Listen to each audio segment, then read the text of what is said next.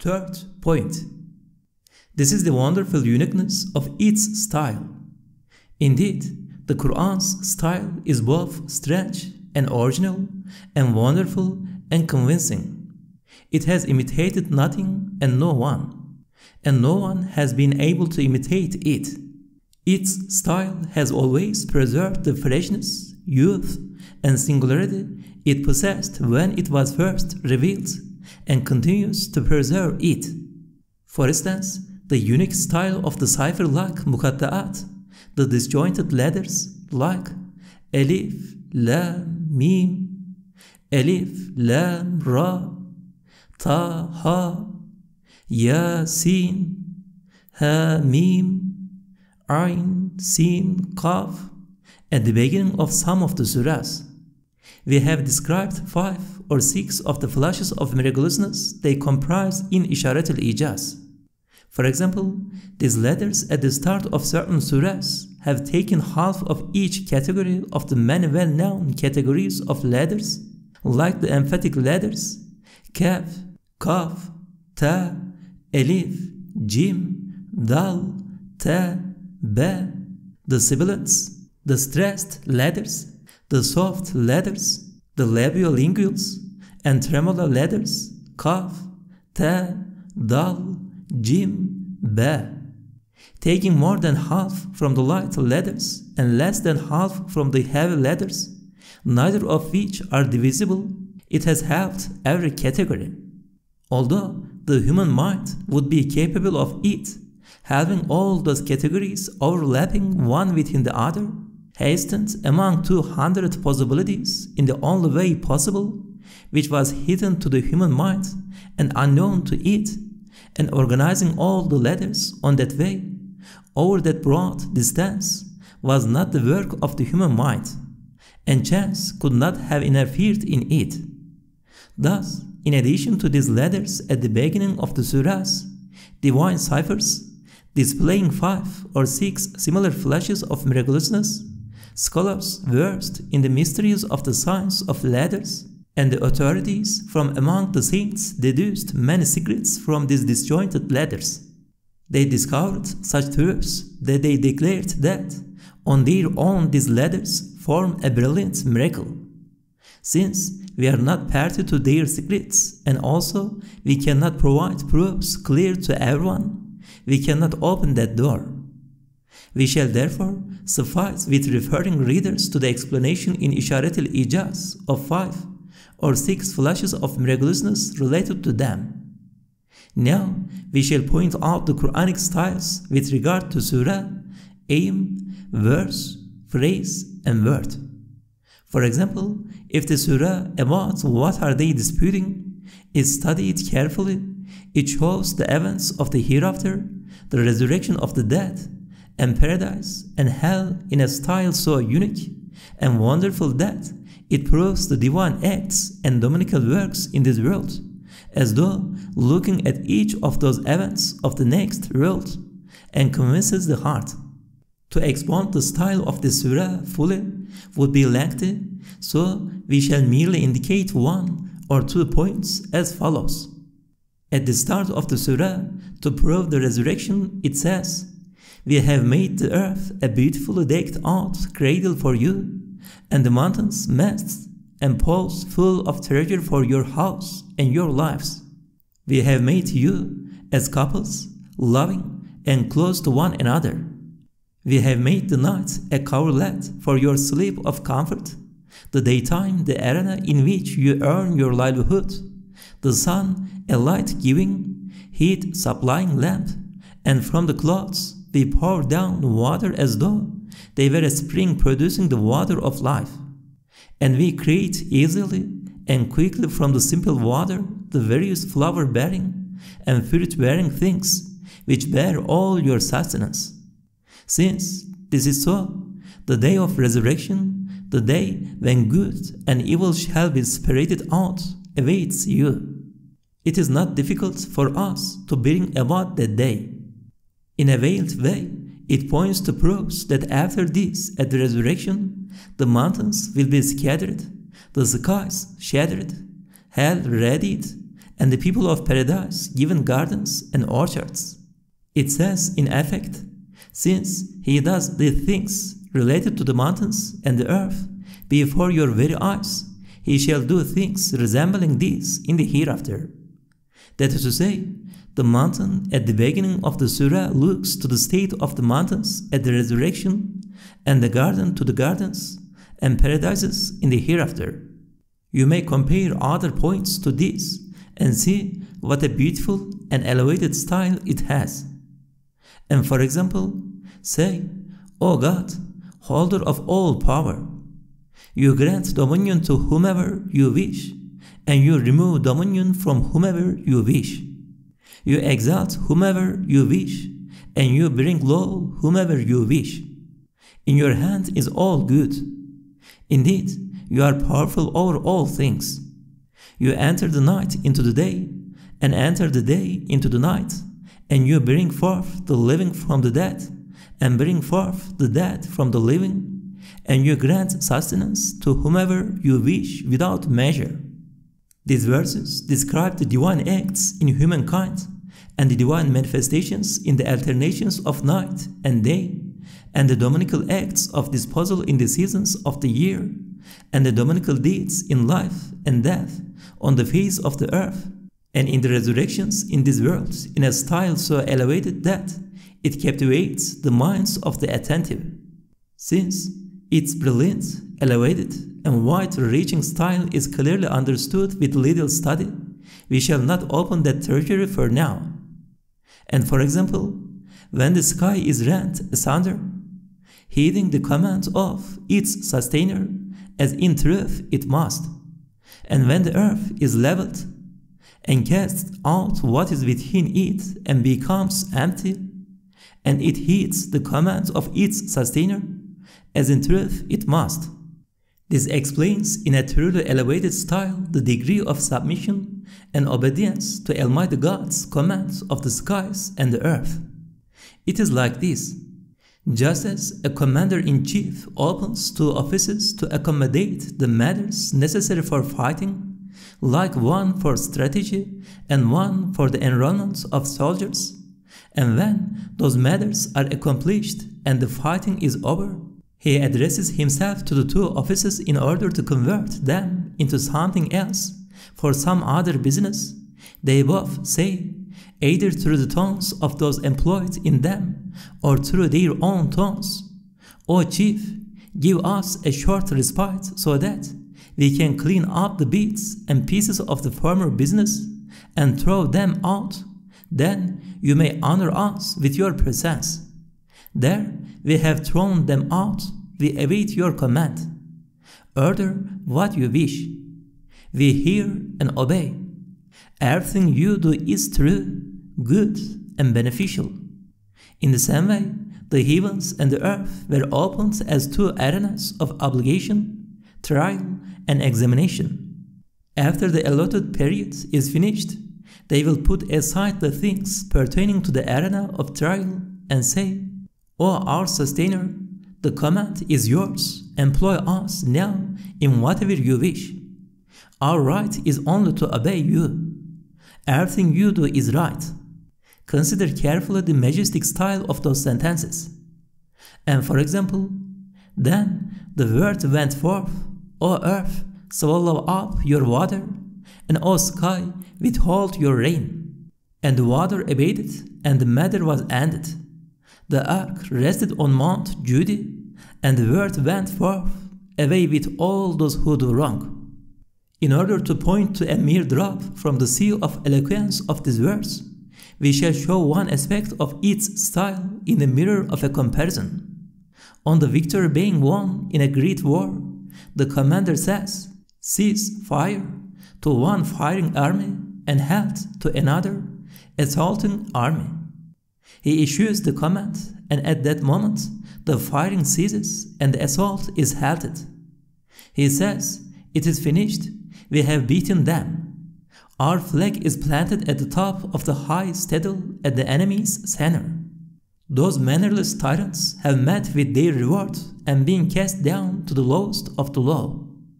In just the same way, the peerless sovereign issued the command to the heavens and the earth to annihilate the people of Noah. When they had carried out their duty, he decreed, "Drink up your water, O earth. Cease from your work, O skies. It is finished. Now the waters are receding. The ark, which is a divine official performing its duty as a tent, is settled on the top of the mountain. The wrongdoers have received retribution. See the elevated nature of this style.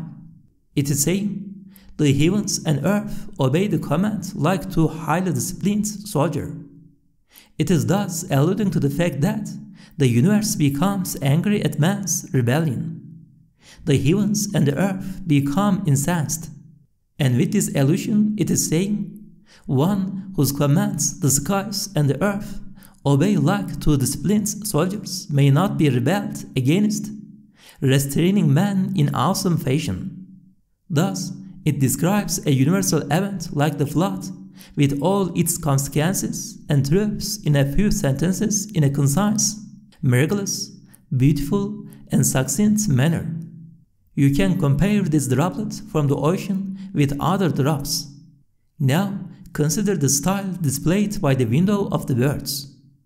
For example, consider the words like an old date stalk, withered and curved in. And the moon we have determined mentions for till it returns like an old date stalk, withered and curved. See what a subtle style it displays. It is like this. One of the moon's mentions is in the Pleiades. The Qur'an likens the moon when it is a crescent to a withered and whitened old date stalk. Through this simile, it depicts for the eye of the imagination a tree behind the green veil of the skies. One of its white, curved, luminous branches has rent the veil and raised its head. The Pleiades are like a bunch of grapes on the branch, and the other stars all luminous fruits of that hidden tree of creation. If you have any discernment, you will understand what an appropriate, graceful, subtle, and elevated style and manner of expression this is in the view of the desert dwellers, for whom the date palm is the most important means of livelihood. And for example, as is proven at the end of the 19th word, the word runs its course in, and the sun runs its course to a place appointed, opens a window onto an elevated style as follows, with the words, runs its course, that is, the sun revolves. It puts in mind the Maker's tremendousness by recalling the orderly disposals of divine power in the alternations of winter and summer and day and night, and directs one's gaze to the missives of the eternally besought one, inscribed by the pen of power on the pages of the seasons. It proclaims the wisdom of the all-glorious Creator, and with the word lamp in, and set the sun as a lamp, it opens a window onto the style like this. It makes one understand the Maker's majesty and Creator's bounty by recalling that the world is a palace and the things within it are adornments, food, and necessities prepared for man and living creatures, and that the sun is a subservient candle, demonstrating that the sun is an evidence of God's unity, and that the idolater's greatest, most brilliant object of worship is merely a subjugated lamp, an inanimate creature. That is to say, the word lamp calls to mind the Creator's mercy within the grandeur of His dominicality. It recalls His favors within the breadth of His mercy, and in so doing informs of His munificence within the majesty of His sovereignty, thereby proclaiming divine unity and saying indirectly, an inanimate and subservient lamp is in no way fit to be worshipped. And in the course of runs its course, it calls to mind the wondrous orderly disposals of divine power in the revelations of night and day, and winter and summer, and in so doing makes known the grandeur of a single Maker's power in His dominicality. That is to say, it turns man's mind from the points of the sun and moon to the pages of night and day, and winter and summer, and draws his attention to the lines of events written on those pages. For the Quran does not speak of the sun for the sake of the sun, but for the one who illuminates it. Also, it does not speak of the sun's nature, for which man has no need, but of the sun's duty, which is that of mainspring for the order of dominical art, and center of the order of dominical creativity, and a shuttle for the harmony and order of dominical art in the things the pre-eternal inscriber weaves with the threads of day and night. You can compare others of the Quran's words with this. While all are simple, ordinary words, each performs the duty of a key to treasuries of subtle meanings. It is because the Quran's style is for the greater part elevated and brilliant in the ways described above that on occasion Arab nomads were captivated by a single phrase and without being Muslims would prostrate. One nomad prostrated on hearing the phrase, "Therefore proclaim openly what you are commanded." When asked, "Have you become a Muslim?" he replied, "No, I am prostrating at the eloquence of these words." Fourth point. This is the wonderful eloquence in its wording, that is, in the words employed. Yes, just as the Quran is extraordinarily eloquent in regard to its style and manner of exposition, so is there a truly fluent eloquence in its wording. Clear evidence of the excellence of this eloquence is the fact that it does not bore or cause weariness, while the testimony of the brilliant scholars of the sciences of rhetoric forms a decisive proof of the wisdom of the eloquence. Yes, it does not weary, even if repeated thousands of times. Indeed, it gives pleasure. It is not burdensome for the memory of a small and simple child. Children can memorize it easily. It is not unpleasant to the ear, pained by the slightest word of someone extremely ill. It is easy on it. It is like the sherbet to the palate of one in the throes of death. The recitation of the Quran gives sweet pleasure to the ear and mind of such a person, just like Zamzam water to his mouth and palate. The reason for its not causing burden and the wisdom of it is this: it is food and sustenance for the heart, strength and wealth for the mind, water and light for the spirit, and the cure and remedy for the soul. Every day we eat bread, yet we do not tire of it. But if we were to eat the choicest fruit every day, it would cause burden. That means it is because the Quran is truth and reality and truthfulness and guidance and wonderfully eloquent that it does not cause weariness and preserves its freshness and agreeableness as though preserving a perpetual youth. One of the Qurayshi leaders, even an expert orator, was sent by the idolaters to listen to the Quran. He went and listened, then returned and said to them, "These words have such a sweetness and freshness that they do not resemble the words of man. I know the poets and soothsayers. These words do not resemble theirs. The best we can do is mislead our followers and say it is magic."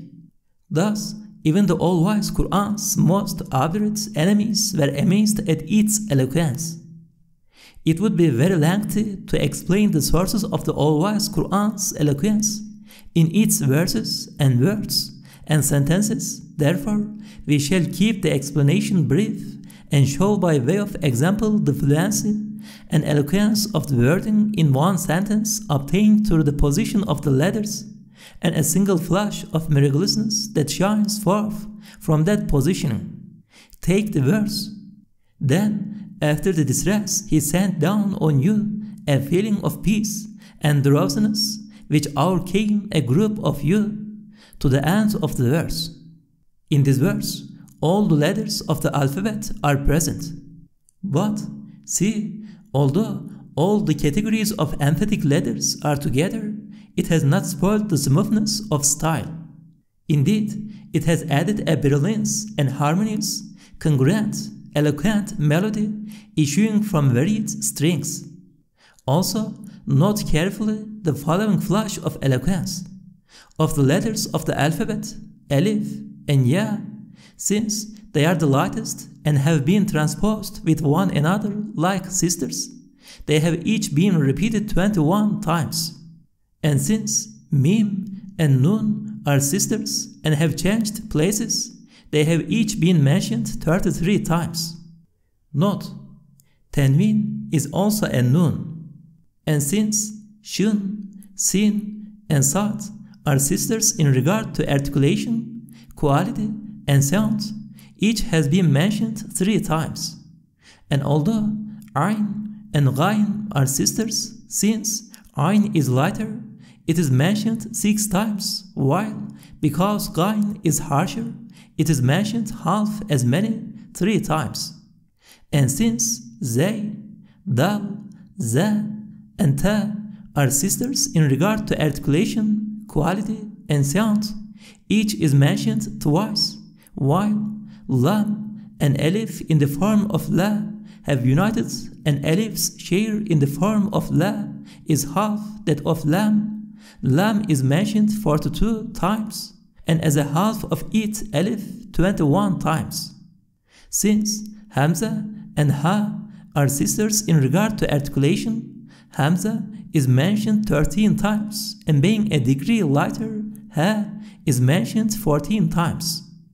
Note, pronounced and unpronounced hamza is 25, and 3 more than hamza's silent sister, alif, because its points are 3. And kaf, fa, and kaf are sisters. Since kaf has an additional point, it is mentioned 10 times, fa 9 times, kaf 9 times, ba 9 times, and ta 12 times. Since ta comes third, it is mentioned 12 times. Ra is lam's sister, but according to their numerical value, ra is 200 and lam 30. So, since it has risen 6 times more, it has fallen 6. Also, since ra is repeated on pronunciation, it becomes emphatic and is only mentioned 6 times. And because that, tha, ha, and kha are emphatic and gain additional qualities in connection with other letters, they have each been mentioned only once. Since waw is lighter than ha and hamza and heavier than ya and alif, it is mentioned 17 times, 4 times more than heavy hamza and 4 times less than light alif. Thus, the extraordinary positioning of the letters in the passage mentioned here and their hidden relationships, and the beautiful order and fine, subtle regularity and harmony show as clearly as twice 2 equals 4 that it would not be within the limits of human thought to have composed it. As for chance and coincidence, it is impossible that it should have interfered. And so, just as the strange and wonderful order and regularity in the position of these letters leads to a fluency and eloquence in the words, so may there be many other hidden instances of wisdom. Since such an order has been followed in the letters, surely in the words, sentences, and meanings, such a mysterious order, such a luminous harmony has been observed that, should the eye see it, it would declare, MashaAllah, and should the reason comprehend it, it would exclaim, Barakallah. 5th point. This is the excellence in its manner of exposition, that is to say, the superiority, conciseness, and grandeur. Just as there is eloquence in the word order, the wording, and the meaning, and a uniqueness in its style, so in its manner of exposition is there a superiority and excellence. Indeed, all the categories and levels of speech and address, like encouragement and deterring, praise and censure, demonstration and guidance, explanation and silencing in arguments, are at the highest degree in the Qur'an's exposition. Of the innumerable examples of its manner of exposition in the category of encouragement and urging is that in Surah, has there not been over man a long period of time when he was nothing, not even mentioned? This is as sweet as the water of Kevsar and flows with the fluency of the spring of Salsabil. It is as fine as the raiment of the Huris. Note, the style here has slipped into the clothes of this surah's meaning. Of the numerous examples of the category of deterring and threatening is the start of surah, has the story reached you of the overwhelming event. Here, the Qur'an's exposition has an effect like lead boiling in the ears of the people of misguidance, and fire burning in their brains, and zakkum scalding their palates, and hell assaulting their faces, and like a bitter thorny tree in their stomachs. An official like hell charged by someone with inflicting torments and torture in order to demonstrate his threats, and its splitting apart with seething rage, and its saying, well nigh bursting with fury, certainly show how awesomely dreadful that person's threats are. Of the thousands of examples in the category of praise, the Qur'an's manner of exposition in the 5 surahs, starting Alhamdulillah, is brilliant like the sun, adorned like the stars, majestic like the heavens and the earth, lovable like the angels, compassionate like tenderness towards young in this world, and beautiful like paradise in the hereafter. Note, in these phrases is an allusion to the matters discussed in these surahs. Of the thousands of examples in the category of censure and restraint in the verse, would any among you like to eat the flesh of his dead brother? It censures 6 times. It restrains from backbiting forcibly 6 times over. It is like this. As is known, the Hamza at the beginning of the verse is interrogative. This seeps through all the words of the verse like water. Thus, with the first Hamza, it asks, have you no reason? The seed of question and answer that you do not understand how ugly it is. With the second, it asks with the word like, is your heart, the seed of love and hate, so corrupted that it loves the most despicable thing? With the third, it asks with the words one of you, what has happened to your social life and civilization which receives its vitality from the community that it finds acceptable and act which thus poisons your life? With the fourth, it asks with the words to eat the flesh. What has happened to your humanity that you tear apart your friend like a savage beast? With the fifth, it asks with the words your brother.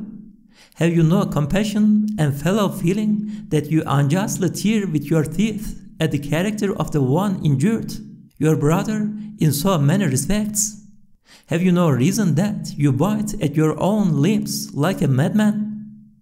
And with the sixth, it asks with the word that, where is your conscience?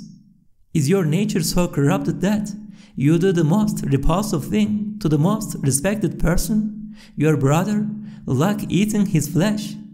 That is to say, backbiting is censured and despised by the reason, the heart, humanity, the conscience, human nature, and social and national solidarity.